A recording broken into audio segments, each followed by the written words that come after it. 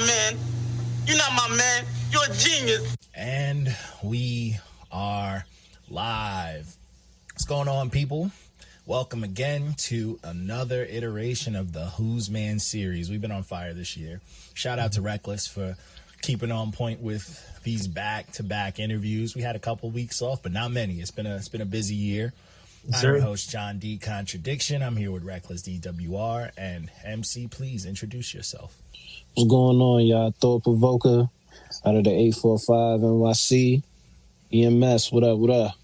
Hey, what's good, man? So we've been reviewing you for quite some time, man. So I want to say salute to that, man. I remember this is a while, not too long, but I remember I think it was Euphonic who reviewed it had the art with the drawing, when you was a kid. I let my tape rock. Yeah. I let my tape rock till my tape pop a minute ago, and I think we did Is It Friday Yet and Poetry in Motion. Right.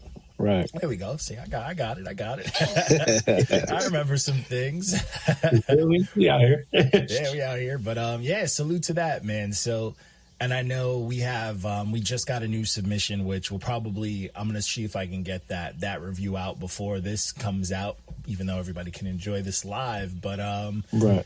Let's go through the process, man. So I'd like to know, how'd you find the page? What happened? One day, like, I got up, I'm heading into work on the commute, right? So a friend of mine, Anthony Cannon, as they called him, they was like, yo. Shout out to Anthony Cannon. Yeah, he put me on. He was like, yo, they reviewed you. I was like, who reviewed me? He was like, NotYaManz. And then, I was like, really? So I went through the page, and I saw some of the reviews, and I saw, y'all really, if it's trash, y'all really gonna tell people it's trash. So I was like, yo, to get a good review is cool. I'm gonna run with that one. But I saw, I was like, ooh, some of these is brutal. And they had the X mean you totally trash. You know what I'm saying? Got the dash line for it was mid. I was like, long as I'm not in that area, yeah. I'm cool. So yeah, I've been following y'all ever since. And man, that's dope, man. And a lot of my people's got a lot of reviews. A lot of my peers or whatever, you know what I'm saying, Know It All and all them. You know what I mean? So yeah. So I was like, I tap into them all, man. I laugh at a couple of them. The Earl one y'all just recently did. I was rolling. Yeah. I was like, not my guy Earl. I get killed. You know what's crazy? I get killed whenever I try to review at least one of his projects every now and then, but I get killed for reviewing his projects. His fan base goes crazy in our comments. They're killing us on YouTube, but it's wild because when he first came out, I was his biggest fan. You know what I'm saying? I was like, bro, Doris and the project after, the Wolves one after, he was dope, and all their tapes, the tapes and shit. And I was like, what happened to him, bro? He grew up and just, he just never, got worse. You know, he fell off. Call it what it is. He fell off. And everybody's like, nah, you're not hearing it. It's like, no, I'm a big lyricist. I'm a big fan of lyricism. Even when my own writing, I like deep messages. I like front facing messages. I like it all. You know what I'm saying? I just like when people showcase styles and different techniques and just flex. You know what I'm saying? I'm from New York. You know what I'm saying? So it's you got to have your own style. You got to have a bravado, a lingo to it. And I like to mix that up. So to me, that's important on top of the pen being very, having layers and seeing his, him go on some, my fans like this abstract bullshit. It's you're not going to show me splatter on a canvas and convince me it's fucking art. You know what I'm saying? Some Wayans Brothers shit, right? That Wayans Brothers episode, they were just throwing paint. It's this is art, right? No, hell no. You're not going to convince me. It's you could say it's subjective as much as possible, but that you're just trying, at the end of the day, that's just a saying where you're trying to convince me that my opinion is wrong to me. It's never gonna happen, so right. I like them. The last one I really tapped into was I Don't Like Shit, I Don't Go Outside. That's his best one. That one was solid. That one spoke to the emo introvert in me. I was like, yep, this is the perfect. And at the time, like, that's how I was feeling. So it was the perfect mood. So, and sometimes a project, sometimes a project will catch you at that perfect time. Right. And it's like, that's why, that's one of the things that I will, always give this page praise for is I will never run out of music, and I'll never run out of those moments. Cause like I listen to so much music. We all listen to so much music, and you just never know what's going to fucking hit that day. And, fortunately we get that more than most because of how much shit comes our way. So, but yeah, that's dope. You found us through Canon. We reviewed him, a lot of his peoples, and I rock with him. I did a track with him. I mean, he was before we started expanding even more. Right. Him telling us about like Utica. Oh, I think twice. Him telling us about like how it is upstate and how like the unity and how y'all have a scene and shit. I was like, man, that's dope. It's good to see places are, still fighting to keep something alive. Like, I'm from Long Island, so the Long Island hip hop scene kind of died a minute ago, and it sucks. You know what I'm saying? Because there's a lot of spitters out here. There's a lot of MCs, a lot of people that I've rapped with, a lot of people I know, seen upcomers. So to have a community just die out, like almost totally, because we don't even have venues like that anymore. It's real unfortunate, because it's like, the kids don't get to experience it now, and so on and so forth. So, but either way, but we could always appreciate that. That's why we try to do our part by letting people know if their shit's whack, if they everybody can always hear that they could work a little bit harder, Right, absolutely. That's your flowers, what I'm saying? Yeah, we give our flowers when it's due, but it's like, as far as my reviews, I'm like, if you got a pen and you're showing me it, I'm gonna raise the bar. Like, I'm gonna raise my criteria, you know what I'm saying? So it's like, if I give someone like a just passing grade, means I put you in an echelon where I can be tough on you, because it's like, I wouldn't change that with my team. I wouldn't change that attitude towards myself. So, right, and it's y'all reviews are reputable. You know what I'm saying? It's different than somebody just coming out here. They'll view the wackest dude and give him a 9, and then we coming up. Yeah, just I saw that bad seed shit. That was wicked. Cause that was fucking crazy. On some real, he doesn't review my stuff, so I don't personally care. But when I saw it, I'm just like, does anybody nobody gets a 9? Like, nobody.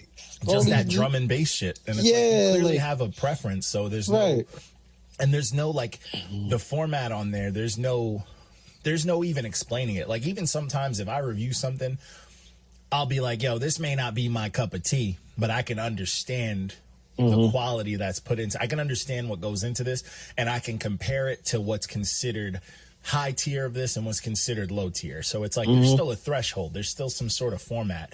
And this dude is just like, it's some culture vulture shit. It's just like, this is too hip hop for me, and I don't fuck with it. It's too much gun. It's too much guns blazing and ski masks and it's like, bro, if you've never written that type of shit, and that's another thing with this page. We're all rappers. You know what I'm saying? We all rap. We're all students. So there's no coming in here and just like on some bullshit. You know what I'm saying? Like, we all have been a part of it, whether we're super dope or, mediocre dope, whatever you want to say we are. We're students of the game. We appreciate it, and we understand what goes into it. So it's like, if you've never strung together a fucking haymaker or a punchline, even if it's about guns or anything, then you have no say. Right. In judging someone's penmanship or judging the content of a song. Because, like, that Bad Seed project is fire. Like, that's fire. It's like battle rap level fucking haymakers, and that's just not hard to do. You have to train your brain to be in that bag. Yeah, the Bad Seed really don't have bad projects. Like, no. You know what I'm saying? He don't have a bad project. So I'm like, I was confused. Like, he's consistent, and his consistency. He's also one of those artists that's not afraid to spar with anyone. Right. So that'll keep him young. That'll keep his music relevant. The fact that he will rap with anyone up and coming, anyone, and now he has his team, and then the mix between them, like, you know what I'm saying? That's going to keep him young. Like, all he got to do is do what he does. And then the contrast of with someone else is never not going to be dope, because you know, his style is so polished, you know, so it's like, what can you do? So for them to give it like fucking like a 0, whatever the fuck they gave it, it's crazy. Yeah, I looked at it. That was wicked. That was a wicked review. Crazy. I'm good on son. That's some targeting shit. Yeah, that's the shit. That's the shit people think we do, but like, now we keep it fair. We try to keep it as fair as possible, bro. We don't even like. I've gotten a red stamp. It's my page. Nah, we wasn't feeling that. Go back to the drawing board. I got a red stamp on my own page, bro. That shit's posted. It's on. We ain't taking those down. Yeah, it's there. I don't even like let people review internally. Like we let. Whenever any of us drop, we let the fans do it. I usually, personally, I'll reach out to an artist that I gave a red stamp because I know he's looking for a reason to give me. Yeah, looking for a reason to give you an F. And that's real constructive quick. to me. I want to hear what he doesn't like about my shit rather than what he likes. But either way, let's get back to this. I let my tape rock. So. Starting with that project, is that your first project, or you probably not, right? Because this one, I mean, I doubt it was. It was like a 20+ track project. Yeah, it had a whole lot of content, had a whole lot of well thought out things. So it's definitely not your first rodeo. Right. My first, I want to say the first one I put on streaming was "Can I Rap for You," which is a similar formula and format to I Let My Tape Rock. It's just like an expansion of the concept where, you have skits and you have sort of like this narrator or like a situation is going on. You know what I'm saying? Oh, I think and the within the project itself, you know what I mean? And it's some similar to that, like skits and just some comedy, but some well thought out and polished concepts as well. You know what I mean? So Can I Rap for You is basically that. An extension of that is I Let My Tape Rock. But you were rapping before that too. That was streaming. My first streaming, I was on Grimo ciphers. I did. Wait, you rapped on? I was a big rapper. So I grew up in that. Like, I love that era. I had one of my homeboys used to rap. His name, he went by Complex. He used to do a couple of and I was a big fan of that. But I might have to run it back because like I used to, bro. I love battle rap. I mentioned it earlier. You can't beat it. You know what I'm saying? Like, battle rap that's the purest form of penmanship. You know what I'm saying? Like, that shit is pure, and it's like what makes an MC an MC. You gotta have crowd control. You gotta have timing. You gotta have very relevant but in-depth punchlines to like move the crowd. There's like so much that goes into it that people just think is simple, but it's not. Yeah, I did a couple. You gotta send me that after this. I gotta check it out. Word. I did a couple of Grimo ciphers, and then I did a World Underground. I didn't get picked. I did that like 2016, and I want to say like the first joint was like it's on Bandcamp. It's called What You Thought You Heard with me and my guy Dumbo, who I do a lot of collaborations. A lot of collaborations with. So yeah, those were my first. Like, my first ones I was actually proud of. Like, okay, hey man, that's fucking dope, man. That's super dope. All right, well, let's see. So this dude, can I rap for you? No, sir. This is an interview, sir. You cannot rap for us. Yeah, you cannot rap for us. You can submit some raps to us, but we're not letting you on here to rap for us. Thank you very much. There won't be a diamond, guarantee you that. Yeah, what are the odds, right? He has a diamond on there. He don't know what that means to us. But all right, so jumping in from that, like, I let my tape rock. So I did Is It Friday Yet? Right. And this one was this was a solid EP again. A lot of skits, super relatable. I mean, definitely related to me, that corporate slave life. Like, I lived that life, so I get it. Same. And yeah, it is like, well, we're here, especially now, inflation and shit fucking us up. But it's like, the skits added that dope storytelling, and it just shows passion, like, and people, I feel like people just don't appreciate skits like they used to. Yeah. They don't fully get like the story building and the planning and all that stuff like that. You know what I'm saying? So he said, y'all slow his album. Can I rap for you? Oh, he's delayed. He's delayed. That's what it is. He's getting it after. We passed that. My fault. But yeah, so let's talk about that. Like, let's talk about what went into that project. You know. I was starting this job over in Manhattan, and you know, it was a substantial like upgrade from my pay. So I had another project called I'm Good that had this character Nap Jones, and in that previous album he was talking about he was just basically going through it, you know. We had drunk. That was basically doing a documentary, like those HBO's documentaries back in the day, on like the everyday life. You saw the meth heads, the real sex, all that. Oh yeah. So this was basically the guy Nap Jones, like coming around, getting a job, getting his shit together. Yeah, or at least trying to. But now he's a corporate slave now, and he's struggling with that, and people telling him like, yo, like, what you sitting here doing all this rap shit for? Focus on your job, you getting your life together. And it kind of built off of a lot of the, you know, like the other guys and Office Space and stuff like that. So those were kind of the inspirations, and like a part 2 to I'm Good. Okay. Hey, I'm not mad at that, man. I like that these connect too, and they have like their own like spin-off stories and like lore to it too, which is dope. Right. Because like, you know, to me, this was, I know I heard I Let My Tape Rock, and then Is It Friday Yet was the next thing. And I remember jumping into that, and I remember kind of getting, I mentioned like guru type vibes, like as far as your delivery, but it was more of like Odyssey vibes too. And Odyssey's, you know, these are two, you know, obviously two rappers that I wholeheartedly look up to, but it gave me those type of energies to it too, which to me is kind of, I guess more rooted in like that Kanye era sound, you know what I'm saying? When Kanye started really, like when he put like a whole lot of soul in hip hop and everybody was trying to do it, you know? Right. So it was dope to hear that, and it was fire to hear that kind of sound. And I did fully invest in the skits, but I did also feel like you didn't go crazy on it when you know what I'm saying? Yeah, it could have as well. It could have been, like I said, it could have been expanded upon. Like the concept as a whole could have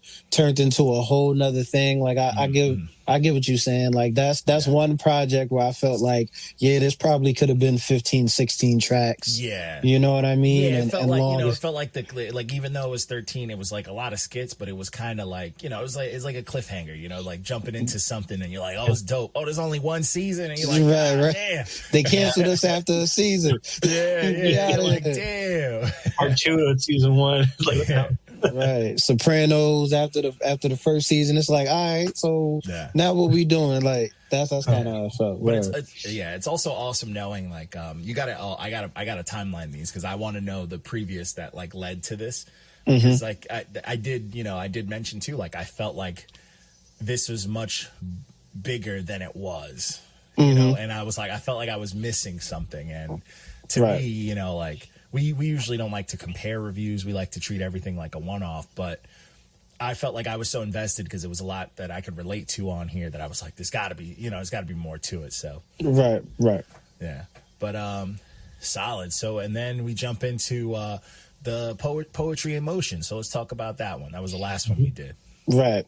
Poetry in Motion, that came about over like a weekend. I got like the Peacock streaming services. I'm watching like a lot of, like I'm watching like TLC, but also like it was an ode to that, but it was also an ode to poetry. I'm a big poetry nerd. I read poetry anthologies like Big Langston Hughes, County Cullen, Zora Neale Hurston. Like that's just me. Like I go to open mic sometimes. I don't even want to perform. I just want to hear the poets. You know what I mean? Yeah. So like that was sort of an ode to that, and just how I construct my rhymes. Like prose is just a written form of language, right? And how I construct my rhymes. Somebody was even saying like, I did this I did this show one time. Dude told me, you sound more like a poet than a rapper. You know what I mean? And I was just like, okay, well, I don't take that as a backhanded compliment, Yeah. but that was sort of like an ode to like my writing style, where I just kind of connected the dots with those TLC matches that I liked and loved growing up. Yeah, it makes sense. I mean, I got that energy too. I mean, I put that this was the EP was for adults who read books but love wrestling in their childhood. It Right. makes sense. Like, Right. I got that energy, and it's like, Right. you know, that poetry vibe I feel like is it's a very slept on art, you know. Mm-hmm. I grew up, like, I started before I started writing. I wrote poetry, you know what I'm saying? When I was young, I wrote poetry before I was ever in my first band, before I was ever writing rhymes. And it started off like, you know, some light skin shit. I want to, you know, get girls and, you know, in school and whatnot. But it turned into something that I just really, really enjoyed. And I enjoyed reading. And like, I got obsessed with it, like learning like the writers and the lore and why they wrote about it and the deeper details and stuff like that. So I definitely I can relate to that, and seeing how you add a lot of, you know, your penmanship and how clear it is. You know what I'm saying? Like you always did things clearly, and it just, you know, you didn't shy away from the, you know, on this project, you didn't shy away from the penmanship. It was all just structured very meticulously, and I could always appreciate that, you know, and I could appreciate the nostalgia and like just the structure of it, man. This project to me was really dope. I mean, I bumped this for a hot minute after I reviewed it. Thank you. Appreciate that, man. Yeah, and it's one of those ones that, like, for me, you know, unfortunately, the good and the bad side of like a one-time listen and review, we don't, you know, we do it once, we review it as it stands.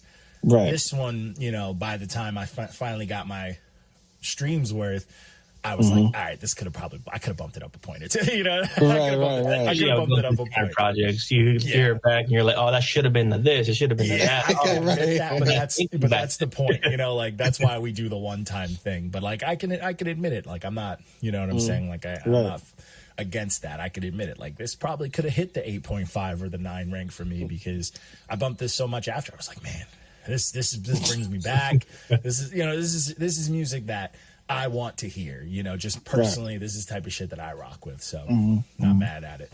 So just bringing all that together, what got you, besides like, you know, the poetry stuff, what really made you decide like, I am going to start spitting, I'm going to start rapping? Okay, so it went in stages, right? I grew up, I don't know if y'all... Oh, we lost him. Where'd he go? My fault. No, it's okay. It's my fault. I don't know if y'all ever heard of Alpha Faction, who there's a group out of, you know, 845 area. My man Anthony has one. Shout out him. He he was, you know, going around like the 845 area doing ciphers, and he be in the crib. And I come downstairs, I'm a 6-year-old kid, and I'm hearing them rap, and I'm just like, yo, that's dope. I want to do it too. So they didn't know what the hell I was saying. So they just, you know, kind of just let me rap in there. So that was that. And, you know, I'm writing in like middle school, and, you know, going to studios, not knowing what the hell I'm doing. I'm just rapping, you know. And I took a little hiatus. I ain't really come back. You know, I'd rhyme here and there, mixtape, SoundCloud, but I ain't really take it like serious until I was like 24 or like 26, and I started like constructing songs and getting in mixtapes, and like I said, the World Underground thing sort of happened in like the same year, and that's when I started to notice like I can rock and rap with a lot of people that they view that they view like elite. So after that, it was just like polishing my skills and kind of, you know, combating, you know, the ageism theory, you know what I mean? Yeah. That sort of goes with it, right? Yeah. So that's when like I felt like I started rapping, but I don't think I started to like reach my stride until like last year and the years beyond. Like I finally like felt comfortable like hitting my stride, comfortable in my rhyme structure, and comfortable in my writing. You know what I mean? Okay. Hey, that's dope. And shout out to, I think I see it's Cannon from he on Twitter right now messaging us. I can tell by the South Park character with the orange afro. Yeah, he was at World Underground with me. We was kicking it there at World Underground in 2016. We're watching people, watching people like Marlon Craft and like Mad Squabbles and all that, winning all that. So that was inspirational to us. Hey, that's dope, man. That's super dope. That was that was after Team Backpack turned to World Underground. Like that. Yeah, that was before actually. That was Team Backpack. That was when it was Team Backpack. Was when it was Team Backpack. Yeah, Team Backpack. Team Backpack. You know what I mean? Back in the day. They were shooting Pissy Hallway ciphers. Yeah, that shit was a movement, man. People like a lot of rappers is like, yo, if you weren't there, you missed out on some. Yeah, man, it was beautiful. It was beautiful. It was a movement. Like it had YouTube on fire. It had the youth fired up. Yeah, everybody was just trying to bring it, bro. And it's like it's crazy because like I met a lot of MCs. I mean, I put together this based off of what I put together from like one that I went to in Cali, and I'm watching like a lot of MCs that I saw from those days just blow up. Like I saw Token blow up. Right. What's crazy is my favorite artist that I saw at the Cali one, his submission, he didn't make it to the end, but he should have. It was crazy, but he's blowing up now in the battle rap circuit with like smacking them. The dude Anderson Burris, I know you've seen him. Tall white dude from North Carolina. So he came out for the Team Backpack thing with a T-shirt, big black tee that said "I'm black" on it, and was just punching like. His whole submission was just punchlines, and that shit was fucking hilarious. And I'm like, bro, you guys don't realize what you're seeing. And I was like, yo, I linked up with him. I bought his album. I was like, I'm like, this dude's going somewhere. And next thing you know, I see him on, URL. I'm a big battle rap fan. I go to a bunch of URL events. I see him on. I'm like, it's a matter of time. It's only a matter of time. Right, matter of time for you get your shine. Yeah. Word up. Yeah, I knew he was going to do it. I knew he was going to keep it, keep up with it, and he did. And he used, not only did he use his rapping, but he used his marketing, his video editing. He used it all to pave his way, and it's dope to see. Definitely. Yeah, it's dope to see. So shout out to that, and shout out to that. I mean, I feel like right now we're in a moment of hip hop where another movement like that is needed. Right.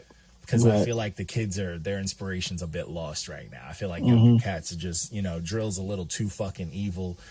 It's a little too fucking evil, and it's got them with these very, very ridiculous expectations on how to be, a fucking human, and shit is just a little. He said how to be a human. Yeah, man. Like I'm not religious, but shit is a little too much sin for me. I think I saw the video. I think that I don't know his name. His body was all twisted up in the video, like a demon and shit. It's it's a little too evil for me.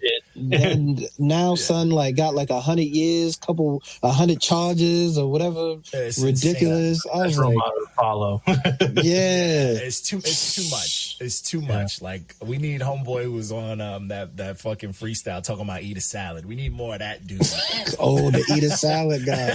He's fucking hilarious. We need more of that shit. I don't know, man. The youth need a cleanse, bro. They got to get it together, bro. They're on some shit. The eat a salad guy is hilarious. Like that, where I think we honestly, like a lot of the younger cats that I am seeing, like there's a lot of dopeness from the younger cats. You know what I'm saying? Yeah. Going, coming up in the underground and really rapping, really spitting, and really like. I think there is a movement bubbling because a lot of people are getting tired of that. Like, and a lot of it's coming back to rapping. Like a lot of it is coming back to rapping and studying. People that are elite writers. A lot of the cats that are like elite that I'm seeing like coming up out of the underground ain't even in their 30s. Like just bubbling. Bubbling. So I think the youth is in good hands. I think it exchanges hands to another like line of thought and how people view this art is gonna change. It's totally gonna transmogrify. Yeah, man, I really do hope so. I feel like this is a prime time with how much underground there is. I think this is a prime time for some of the established or like some of our legends, like some of our heroes to kind of reach down and make this. And do this thing, like, you know what I'm saying? Yeah. Like, like we need, imagine if like all of our favorite 90s era, you know, hip hoppers, the ones that were scamming people on Instagram, like the Jada Kisses. Imagine if they all came together, you know? Imagine if they actually came together with like a label and a competition and like with high stakes, you know, with like a YouTube TV show. The kids love that bullshit. Like Drewski got the fake artist one. Like imagine if there was like that was like that. That's hilarious. It's funny shit. But imagine something like that for the young hip hoppers, where like the legends reach down. You know, like the ones who are at the point of their career where it's like, we don't need to drop all the fucking time. Like get Busta, get Method, get fucking Tech Nine, get all these Goliaths to us to reach down to the community and do something good. Hold a festival, hold like an event. You know, I think they have the you know, the image, the number. The numbers, they have the power, the staying power to do shit like that. Yeah, I mean, even now, they have the J. Cole bringing that shit back. He has his like anticipation of his new album. He always comes out when he inspires the young kids to do the same kind of deal. Yeah, his fucking feature run last year. We needed more control. We need like them to say it. Like I need Cole to be like, yo, put together a verse on my new single beat. Not just people just, oh, Drake put out a song, let's rip this beat online and make a million challenges that Drake's never gonna see, you know? Like, right, shit like that. But yo, that you speaking of that going in the inboxes and all that never happened to me, but I know they getting slick now because now they got FaceTimes. They'll be like, yeah, FaceTime me. I'm a FaceTime and set up an interview. I was like, they're not gonna. It's like, yeah, I just talked to dude and FaceTiming him.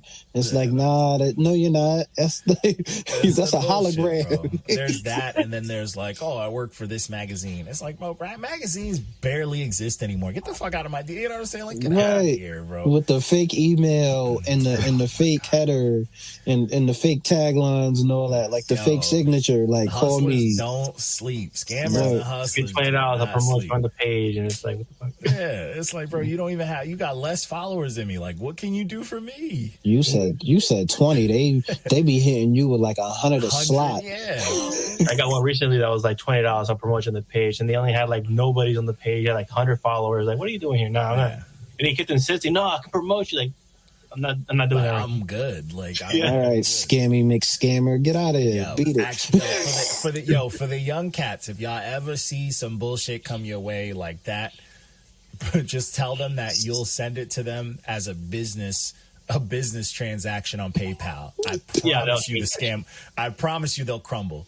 But like, no, I needed cash out. Just say no. Say the only way you'll do it is that way. If they cannot accept that, then it's a scam. Word, because I'm gonna need my business. I'm gonna need my business in order. Like, you ain't about to get me on no cash out. Nah, man, get out of here. You need something that can protect it. Don't send nobody no fucking money. People can buy blue checks now. Don't send them shit. Facts, and followers. They'd be like, you can buy anything. With zero, buy all that shit. They have like 0 followers on there, and then 412,000 people, and 412,000 followers, and 0 and it's just like, yo, come on, man, like, we see this from a mile away. Stop it. Yeah, that's the new hustle, bro. It's the new scams. It's that bullshit. But yeah, so Reckless. I know I'll be taking up half an hour with my bullshit question. I know you got some dog. You know how this show goes, bro. I just be talking, bro. I can't. Yeah, but I want to let the people know, like, how did you get your name? How did you settle on picking a name? Did you have a name prior to yours right now, or has it always been Thought Provokah? Oh, man. Yo, my first name was Wicked. That's what the first name was J Murder, and I hate that name to the death of me. I wasn't murdering nobody. What am I doing? A black question. Hey, did you murder anybody? Not at all. Not at all. The closest I went to holding a gun was going to the gun range. I was bugged out. That had to be during the punchline era. You were like, nah, heavy punchline era. Yeah, I need to show up. Well, listening to the A-Team got me out here bugging for respect. Oh, yeah. Got me bugging for respect. I thought I was Hitchcock and Ransom out here. I was not. I was not cooking nothing on the stove but eggs. You know what I mean? Hey, sometimes it be like that, man. Sometimes listen, I'm cooking up so much, I need a name to follow. Word, I'm not afraid to admit it. I could box a little bit, but I wasn't out here chopping up grams and sitting on the block. There ain't no boxing in the streets. Exactly, they shooting. That's all. You know what I'm saying? Especially But yeah, these young cats, bro. The drill kid. no. You'll get shot, and then they'll just incriminate themselves immediately. Where they'll shoot you and put you in a song. Yeah, you get put in a song, and now you just shot by someone who's got themselves locked up. You're like, was it working? I don't know. Ain't nobody squaring up no more. Like, what's that? I'm pulling this weapon on you. What are you talking about? But yeah, that was the first name I came into. How I came into Thought Provokah, it was just, I don't know, it was just organic one time. Like, I just saw Thought Provoking, and I started with that. And then, like, I was just like, nah, that don't sound good. Like, let me add, like, an AH and make it and make it better. I was Make like... a little more hip-hop. Yeah, I was... And plus, like, I was reaching my 30s. Ain't no J Murder. Like, get out of here. Like, it was like, let's switch this up, man. Let's switch this up. The punchline, that was when the mixtapes, there weren't no more mixtapes at the barbershop. It was over. So it was yeah, I had to switch it up. Word up. Yeah. Good thing, good deal. You don't want to keep doing that right now. Hey, you gotta move with the times, man. Yeah, word up. Some cats be having them rap names, and it's like, bro, I know Google's not treating anything right. Bro. I know it's hard to Google this dude, bro. Dude, it's fucking hard to find you on Spotify. There's a million. Oh man, that's honestly that's one of the toughest things that we do. Like, I'll get, because to submit, it goes to I have like a mail thing set up. Mm-hmm. And sometimes people don't link the project, and they'll just put the name, and it's like, bro, this is tough. Like, sometimes, like, it's just, there'll be like 30 of them on Spotify, and it's just like, what am I supposed to do? Like, with the same name. Same name, but one got like a space somewhere that like I can't just see right away, or one's hyphenated. It's like, what am I supposed to do? We actually posted a project today, and shout out to NotYaManz, because NotYaManz is a cold name, but you search it and it comes up twice. There's two art, and it's the same dude, but it comes up twice, and it's like, I've noticed that shit. It's like some spelled aren't the same. Yeah, and it's like, bro, get your, you got to get this together, because it's like, when you want someone to look at your catalog, you want everything to show up under your name. Right. Actually, what I ran across when I was looking up yours, because I saw your Expensive Thirst was on a different account of Thought Provokah compared to everything else that had other albums on there. I was like, wait a minute, it's the same dude, right? Like, album, but, what I'm saying? Yeah, man. Like, there was one, speaking of scammers, there was one time this dude got my email. He was like, yeah, I copyrighted your name. I trademarked it. Yeah, it was just like, and then he ended up on like my Instagram pages, like, you have like 10 days to use this name. I was like, boy, you don't get the fuck out of here. Yeah. What's wrong with you? Like, I mean, it's like, at that point, it's like, bro, that's a bad investment. You just spent all that money. I'm not gonna pay you for that. Like, I'm not paying you to keep my name. Like, you tried harder than me. Yeah, like, get the fuck out of here. Like, yeah, so yeah, that was definitely one of those times where, and I saw, like, I think like I remember there was like somebody else who spelled Thought Provokah on Bandcamp a little differently to me, and like, he doesn't make music anymore, so I was just like, I mean, at this point, this is my name. Like, that's it. Like, there's too much media. I'm not a huge artist, but if you Google the name, there's too much media with Thought Provokah out there. Like, this isn't like when Biggie Smalls had to change the Notorious B.I.G. and nobody. Yeah, there's too much media out there. They're gonna be like, too much. You're not Thought Provokah. It's that guy. You know what I mean? So it's a horrible investment. Yeah.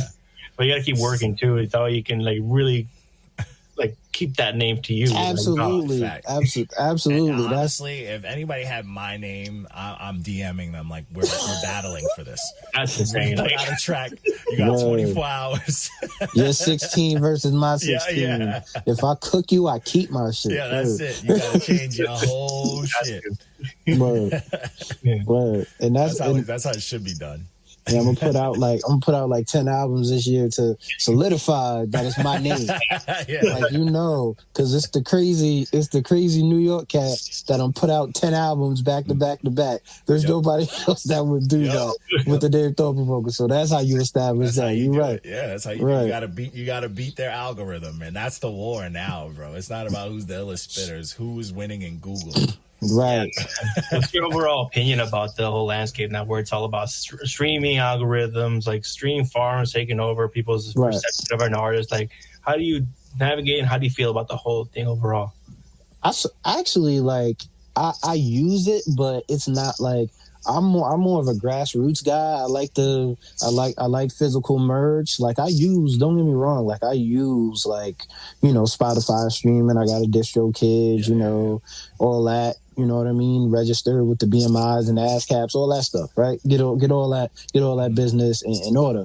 But I like grassroots marketing. Still, people still buy CDs. People still buy merch. People still want to order your vinyl. People still want cassette tapes, and that's sort of my demo. That's my demographic, and those are the people that remain loyal fans. With a lot of the Spotify fans, it's fickle, right? Your numbers. You can 1 month I can have 1,000 monthly listeners. The next I'm back to 175. So it's fickle. So what I tend to focus on is, all right, that's why I kind of my strategy is like I drop the Bandcamp first because those are the most. Those are the people who are committed. Those are the people you can kind of rely on, and then the streams is like, do you really want to play the battling the stream? The war. Do you want to do that? And I tell people I was never like. I don't think I've ever had a project that was at like 5,000-10,000 streams like that, but my Bandcamp numbers, like how people play on Bandcamp,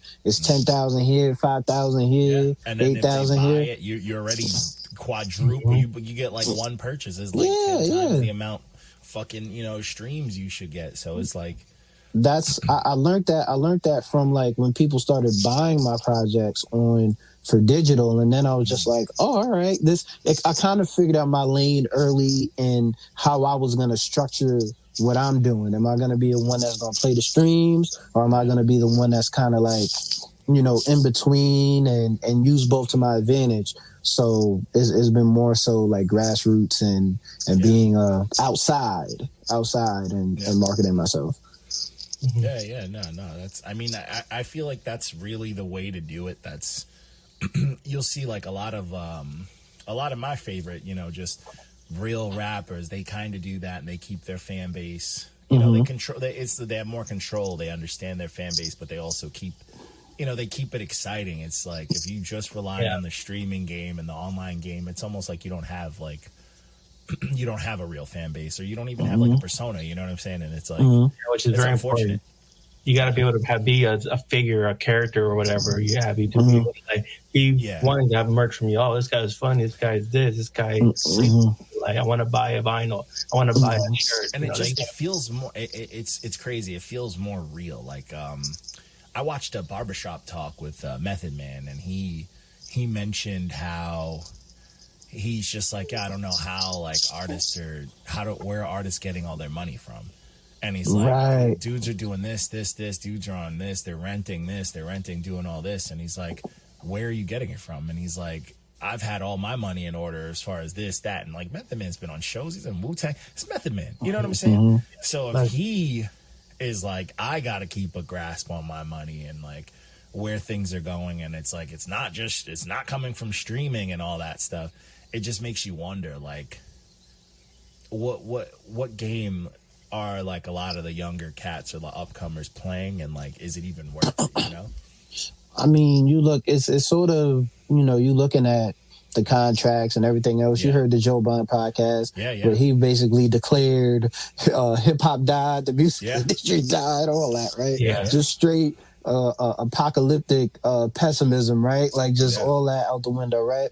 But I think a lot of it is they're getting money up front, and then their streaming goes crazy on the back end. They're getting a piece of everything they have. They, you know what I mean? Yeah. Credit is out the, you heard about. It's a weird cycle. Yeah, like you got credit out here. They give you, it's weird. It's like you're an artist. You sign, they give you, $100K in advance. And then you owe them $100K. And then they will put whatever money they got to put to get your stuff in front of people, whatever money they'll put towards the machine to see if the machine takes it. And then if the streams hit a certain amount, they'll just keep collecting until what's owed is paid off. And it's like, how is that something even worth? Like, what kind of blind confidence do you have to instill in someone? It's a payday loan. Word up. Yes. Heavy interest. Heavy interest. And it's heavy interest. Word. Yeah. You're never like, paying that off. If you don't, and it's like a lot of young cats too. It's like they haven't developed personality. They haven't developed work ethic and all that stuff. So we see artists come and go and die and die off. And it's just like, because how do you upkeep, the image that was, forced out there to give you the feeling of fame? And it's like, no one knows how to keep up. Most of the artists that are still in the limelight, they own clothing lines. They're sponsored by the big lines and fashion, and it's not, they're executive producers on TV shows, and it's not the music. Right. It's definitely not the music. It's not the music. And like, they're a brand. They're a brand at this point. Yeah. And you have to be a brand to keep up. To get your money. What artists are actually making money off of music? And it's not, and I won't even say like, I wouldn't even say like, being a brand is a bad thing. My thing is the performance and like putting these artists on stage. And they look, they've had the, they went through the streaming process, and they got, they got pop. Oh my God, it's rapping over your vocals and it's a spit in the face of like what was built as far as the elements, what was built and taught to, us students, and like how to perform. It's like just Milli Vanillion out here. It's, oh my God. No stage presence, no crowd control, no breath control. No breath control. It's crazy. Word. And it's just, there's no setup. It's just, I'm out here just playing songs and then I leave. Like, or not even like that. We talked about this a lot on a few interviews. There's like the TikTok fame era where dudes will go on tour for one song. Yeah. And then the crowd is quiet for whatever else they have, because they're just waiting for that 1 minute clip of that they know. They don't even know the full song, and it's like that has to suck as an artist. That has to be discerning. You're like a artist who just goes up there and just does the ad libs and then just leaves. Oh like, my God, I've seen that with Trippie Redd, and like I talk about this dude all the time. Was it Kevin Lacey? I think his name was Kevin Lacey, and he's been like a producer for fucking a long time. He's been in the game for a hot minute, and he had like one fucking TikTok song that I wish I knew songs. Right. And I remember watching it on Twitter. It was like, I'd wake up like, oh, let me check on Twitter. How's his tour doing? And the dude was miserable on tour because he like hated the song because no one knew any of his other songs. And he's like, I've been in the game for over about a decade. And like they only know this clip, and like the crowd, like people were cracking. It was like a joke. Like they would record just the crowd singing like that one part and then nothing else. And he just didn't give a shit. By the end of the tour, he just wasn't even performing. It was funny, but it was fucked up. You know what I'm saying? Like it was sad at the same time. It was like, I woke up, dude. I watched that whole tour on Twitter every day. I was like, oh, where's he now? Where is he playing now? And it was like, it was pure entertainment, but like not for the right reasons, That's why I think, and you just spoke to something I was going to bring up. That's why I think it's important to build a catalog and, you know what I'm saying, have your fan base know your songs. Because I use TikTok. If I have like something that hits in the algorithm, like Skyzoo had the flower joints, right? Yeah, that blew up on TikTok. And then like the fans are like, oh, this is dope. And then they went back and realized he's been dope forever. And you have 10 other albums that you can connect to and be like, wow, I really missed out on that. So I think that kind of works better. Like the instant fame is cool, but if you blow up in stride of already building, and then they can go back and get the back catalog, I think that's the win. I think that's the win-win. That's the win you want. That's when you play the game right, Exactly. That's the win you want. That's like we mentioned him earlier, but like Marlon Craft's on that path right now, right? And I love to see it because Marlon Craft's been fucking working since forever, and he is the absolute truth. And he, honestly, it's disrespectful that he isn't higher up on like a list of New York rappers. Absolutely. And he's just been on a tear. He hasn't put out anything fucking remotely close to just regular in a at all. Yeah, all. At all. It's crazy, and it's like to see him like now playing the game and really working the algorithms and getting himself out there and like doing little live performances and like, you know, just visual performances for just social media and shit like that, bro. He's killing it. And that he's playing the game now. It took him a while, but he's figured it out and he's playing the game right. And that's after the back catalog, right? So now he's playing the game and they can go back and check out what he's done previously and how he's been prolific for a long time, right? And enjoy sit that. Back and enjoy. You can put his fucking catalog on shuffle and just relax. And right. Good ass hip hop. Absolutely. Yeah. And speaking of New York, we already know Johnny's like perspective on New York hip hop right now. But what's your take? Like, how do you feel about New York hip hop right now? Think it's a good place or could be better? I feel like New York underground is in a good place. I don't really, and this is going to sound horrible, but I don't really pay attention to the mainstream New York. I'm too invested. There's a lot of artists in underground that I pay attention to, but I think where New York kind of went wrong is they just forgot they had a sound. I've been saying that for years. They forgot when did New York adopt drill? Yeah, like they forgot our sound. They forgot they had a sound, and it's all right to dip your toes in other parts of the. Yeah, you can dip into things, but like you can represent your borough on different types of stuff. You know what I'm saying? Like, right. And that's the thing and what's crazy is a lot of cats kind of deny that, but then understand like when Jada Kiss or Cameron and them drop something, they understand how authentic it sounds. That shit really is, you know. Even when like, Cam is freestyling, you hear Cam on with that when he did that rap on the set of the he went. I posted that shit in my story like 3 or 4 times. He went crazy. Yeah, he went fucking crazy, bro. You can hear that.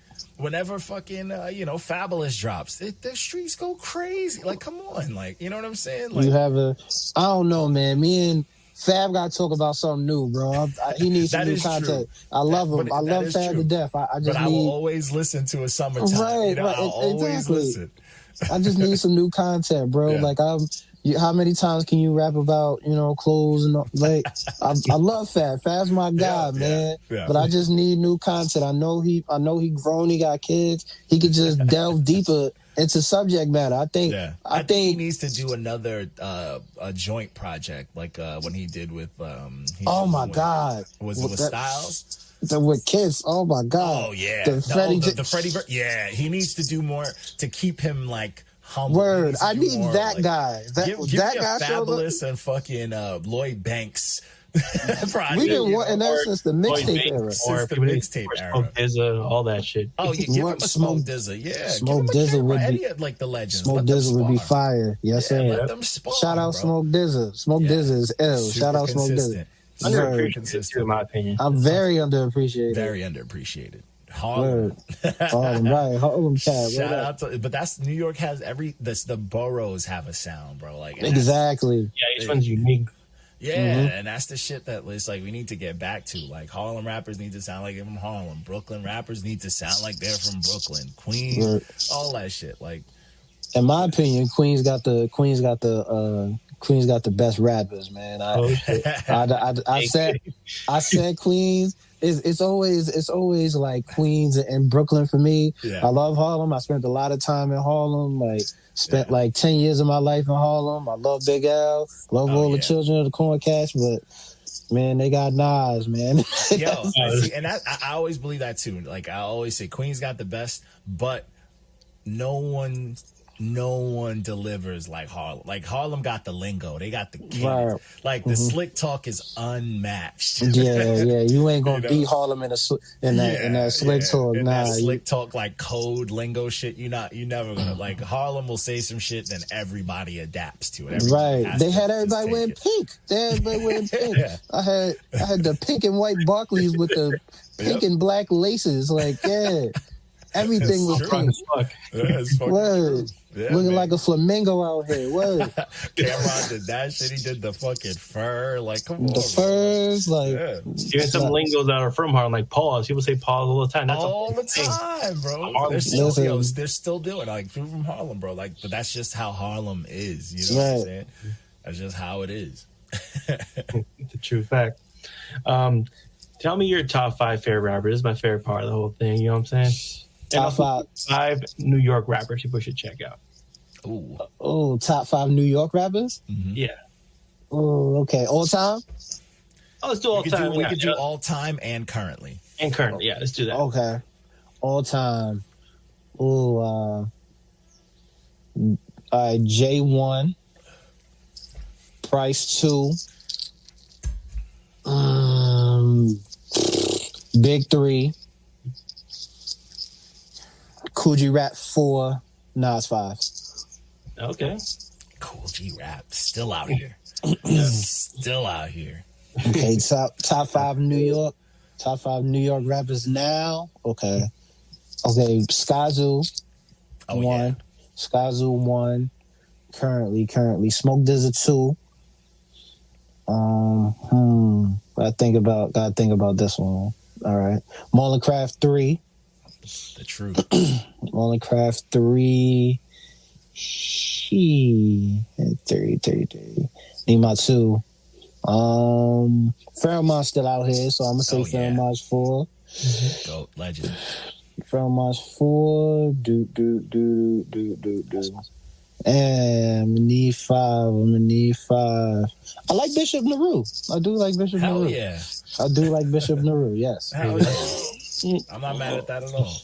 And close 6. I will add like my guy Know It All 6. He's really dope. Know It All and Rome Streets for me. Those are 2. Rome Streets, let's go. Yeah, those 2. Rome Streets. Those 2. Yeah. We're doing a show in Frisco next month. Actually. Yeah. Go catch him, bro. Tell him. I'm gonna go out there. I'm gonna be out there. Tell him I said what up. Word. But yeah, hey man, that's a solid 5, man. Oh damn, you remind me, Bishop. I haven't bumped Bishop in a minute, and I know he be cooking. Yeah, Bishop Nehru is fire. Like he's fire. Yeah. They really like undermine him and sleep on him, but he really get he's busy. young. Yeah, and that's the thing. But like, he don't rap like he's young. Nah, he was in there with Doom. Like yeah, he don't rap like he's young, and he's fire, bro. He's been fired for a long time. That ass, like I definitely gotta, I'm one to pull up to a show.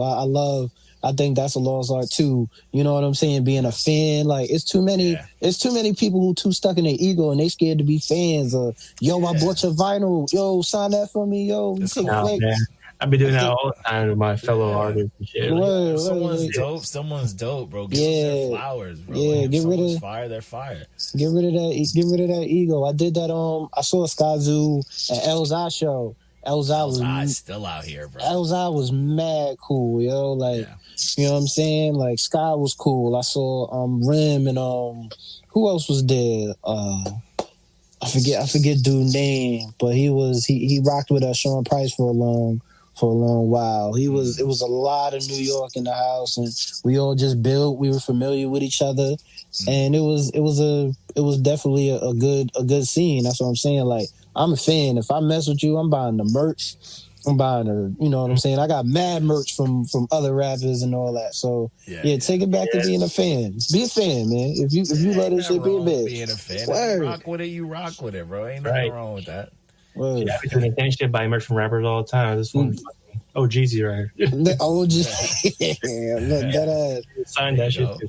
Hey, keep the autograph. With that at all, bro. It's like it's not gonna hurt you to fucking enjoy some fucking music, bro. Like, you know what I'm saying? It ain't gonna take away your gangster. It ain't gonna. And how does it hurt my stock? Like you fucking groupie, you're gonna like appreciate that shit. Right. And how does that hurt my stock that from liking somebody else or digging somebody else's movement? Like, nah, that ain't gonna hurt my stock because what they're doing ain't what I'm doing. So exactly. It's like it's whack. It's very whack. But that's another thing, man. These young cats, they're very it's all about me and I don't need a team and all this shit that is like, no, that's not how the game works. Nah, man, you gonna need clout. Keeping the clout out. Like, nah, dude. Yeah, share you that need a shit. team. You need, you know, you can't just, you're not gonna just, you gonna mix and master your shit by yourself. Where's your engineer? Like, Yeah. build a relationship with your engineers and your producers. Yeah.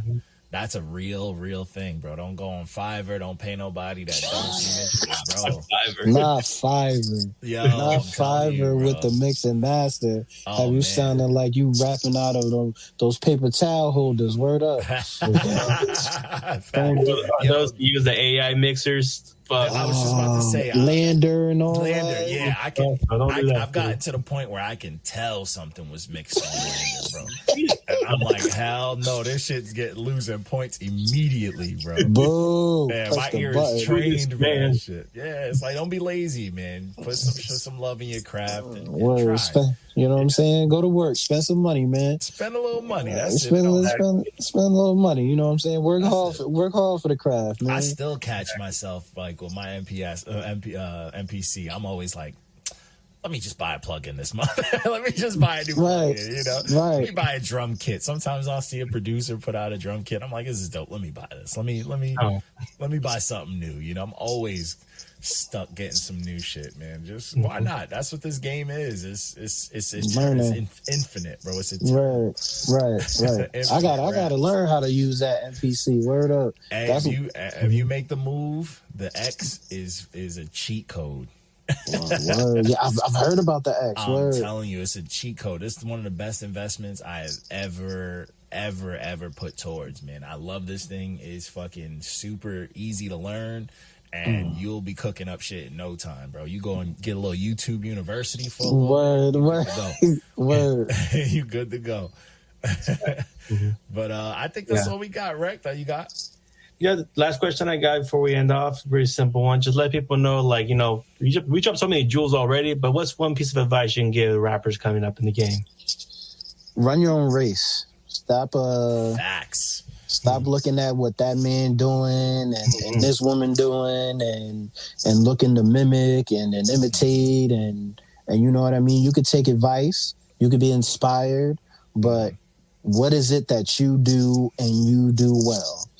And what is it in your lane? What is it in your lane that you're trying to perfect? Like, I'm not trying to run the 40 and 4-1, and somebody may be doing it, but that's not you. Do what you do, run your race, focus and stay in your lane, and that's how you prosper. That's how you know what I'm saying? That's how you make your best potential come to fruition. Yep. Facts.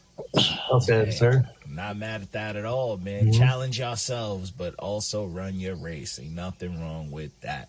Right. Yo, man, this was super dope. Truly appreciate you chopping it up with us. Let everybody know where to follow you, where to find your music, all that good stuff. All my music is on all streaming platforms. Expensive Thrifts out now. Just dropped a lyric video on YouTube. Thought Provokah on Facebook. I got a Facebook music page. I'm transitioning off of Facebook because it makes no sense to have 3,000 people on one page and 700 on the other that don't support your music. Instagram, Thought Provokah, Twitter, Thought Provokah, TikTok, Thought Provokah. So it's all the same, man. You'll find me. Make it easy to find. See, that's how it's supposed to be. You can't have different names on different things. Nah, I ain't Provokah 19775 on one. The PSN account, the PlayStation, Xbox Live accounts and shit. We gonna keep it simple so y'all can find me and tap in. Word up. Yo, again, man, we truly appreciate you chopping up with us. We appreciate everybody who joined in, was chopping it up with us in the comments. Yo, y'all have a good night. We are signing off. Peace out, peoples. Peace.